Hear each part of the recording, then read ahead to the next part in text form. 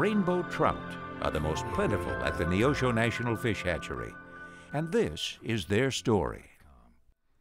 The rainbows of Neosho come to the hatchery as eggs and leave as 10-inch sticks of dynamite, ready to test their instincts against any fisherman bent on their capture.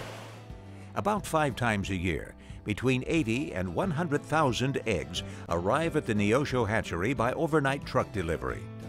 Packed safely in a small box, it's hard to imagine that 100,000 eggs can be inside. Although eggs are taken from several federal facilities throughout the United States, Neosho usually receives them from the Ennis National Fish Hatchery in Ennis, Montana. Some 18 to 21 days after they are taken during the spawning process in Montana, the eggs are packed in sterile cases and shipped to Neosho. Before being brought inside the hatchery building, the shipping crates and eggs are thoroughly disinfected. This is to prevent any possibility of contamination. Water, fish, or equipment contaminated by disease can kill thousands of fish and force the hatchery to close down for a long period of time. Once inside the hatchery building, the eggs are put into special trays and placed in an incubator. There they are checked daily as everyone waits for the miracle of life. In a week to 10 days, the eggs begin to hatch, and small sac fry, less than an inch long, swim free from the egg.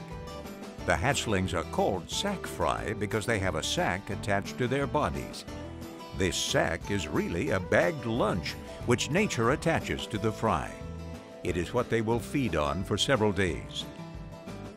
After hatching is complete in the incubators, the eggs are moved to a large tank in the hatchery building. The eggs and the sac fry immediately drift to the bottom and hide in special matting. There they stay until the fry have used up the food in their sacs. This takes about 14 days, and at that time the young fry start to swim to the top of the tank looking for food. At that point, hatchery workers take over the feeding chores, and for about 3 months the rainbows stay in the tanks. Food for the young fry in the tanks is a specially formulated diet of fish meal, vitamins, and minerals. And as a matter of fact, the very first Neosho Fish Hatchery manager was instrumental in developing what is now the standard trout diet. By the end of 3 months, the trout have grown to about 3 inches, growing approximately an inch a month. Their increased size crowds the indoor tanks, so they are moved outside to the large raceways. This frees up the tanks for the next batch of sac fry.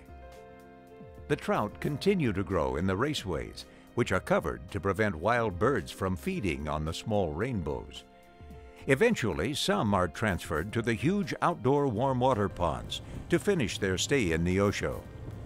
The fish are fed commercial feed pellets at a rate of 1.5% of their body weight each day.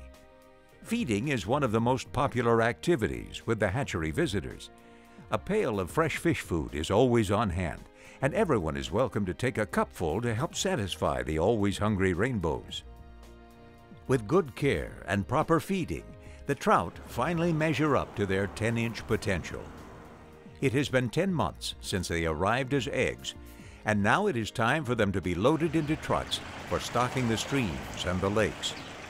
Most of the rainbows are released in Lake Taneycomo, a large man-made lake in Taney County, Missouri. Before this lake was built, the river in this area supported smallmouth bass. After the river was dammed to create the lake, cold water taken from the lake bottom and discharged through turbines to generate electricity was no longer suitable for bass. But the cold water was perfect for rainbow trout. The rainbows then introduced into the lake have been very successful. These rainbow trout also generate millions of dollars for the state of Missouri's economy. It's a big job to take a tiny egg and nurture it until it turns into a beauty like this full-grown rainbow trout. But that is just part of the everyday workload at the Neosho National Fish Hatchery. Its success is measured when the fish are released, and that is a day the fishermen look forward to. Once the rainbows hit wild water, they are on their own. They must learn to find food, fend off their enemies, and evade the fisherman's hook if possible. They are now part of nature's wonderful cycle of life. Watching the rainbows being released is a small reward for the work well done. Each fish released is a symbol of success for the staff at the Neosho National Fish Hatchery and for the rainbows in Neosho.